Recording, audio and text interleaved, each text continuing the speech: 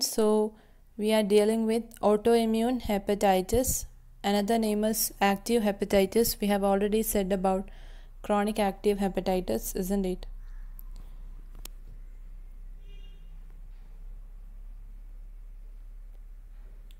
So this picture which you see now, it is piecemeal necrosis or interface hepatitis.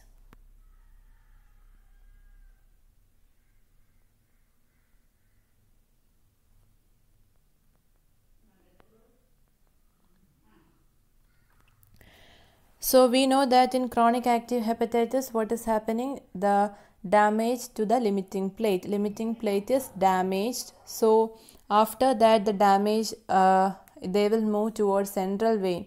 Okay, means once already the periportal region is got affected. So now that it will also come towards the pericentral region. So that is interface hepatitis or piecemeal necrosis.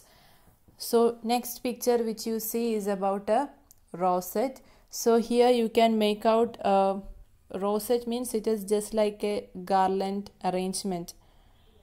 So almost the cells are arranged like, a particular arrangement. So that is rosette formation. And now you look at the next picture. This is about emperipolis. Emperipolis means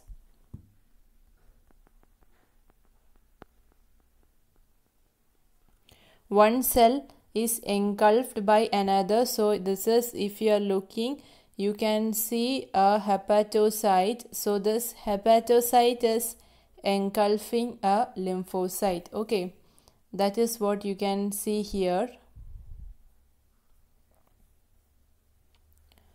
So here you can make out a hepatocytes which has engulfed a lymphocyte.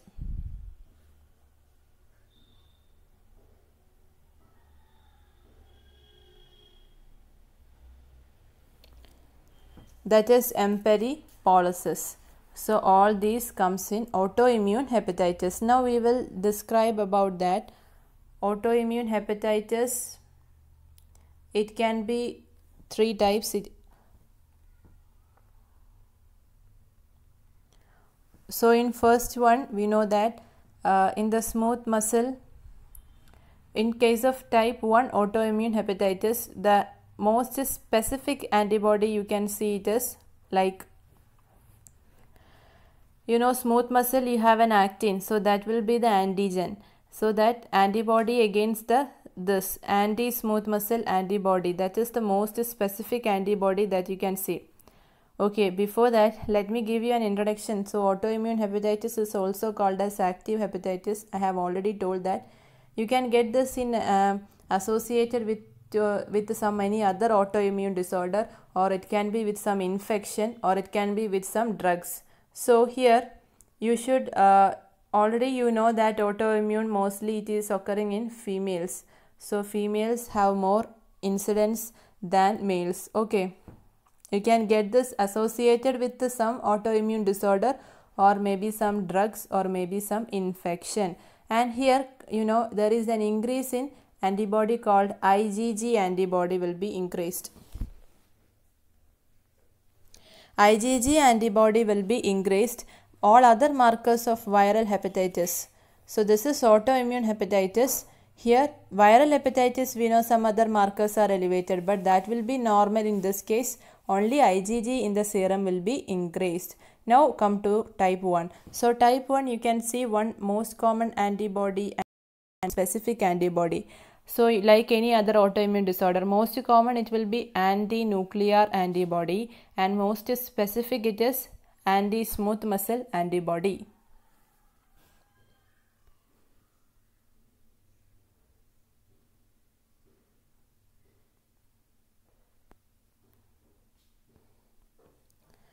Okay, now you should know about type 2. So type 2, it is not associated with anti-nuclear antibody, it is associated with LKM. LKM means it is liver kidney microsome. So LKM itself you can get 3 type 1, 2, 3. Okay, so LKM means antibody against that. LKM antibody. It can be in the liver, kidney and microsome against any three.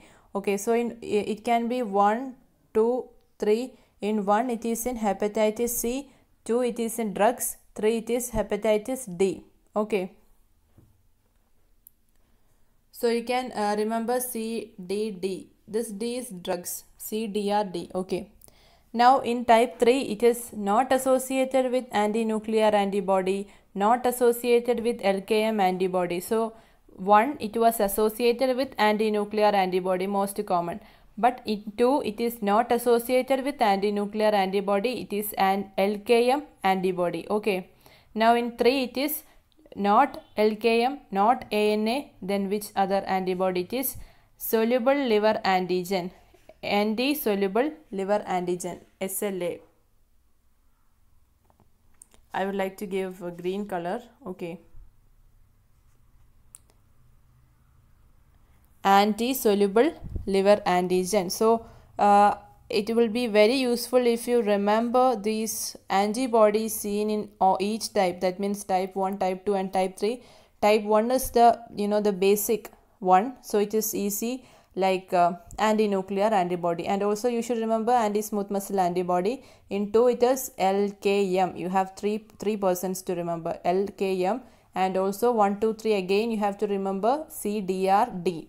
In type 3 you should remember anti-soluble liver antigen, antibodies against that. Okay, so I hope it was clear. Thank you.